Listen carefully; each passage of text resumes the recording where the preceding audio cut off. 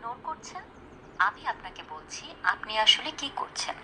আপনি তাকে শিখতে দিচ্ছেন আপনাকে ছাড়া কি করে থাকতে হয়। বিশেষ করে ছেলেরা সবসময় ভাবে, ও এই মেয়েটা আমাকে মিস করছে, সে আমি ইগনোর করছি তারপরেও আমাকে আমার জন্য অপেক্ষা করছে যে কখন আমি তার কাছে চলে আসব। আপনি আসলে তাকে ব্রেকডাউন করছেন না, আপনি তাকে অ্যাডজাস্ট করতে শিখিয়ে দিচ্ছেন। আপনি তাকে পুশ করছেন আর ভাবছেন সে আপনার জন্য অপেক্ষা করবে দিনের পর দিন।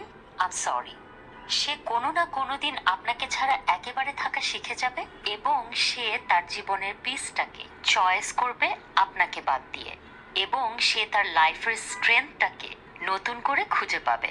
সো ইগনোর করা বাদ দিয়ে যাকে ভালোবাসুন তার সাথেই সুন্দর করে থাকার চেষ্টা করুন।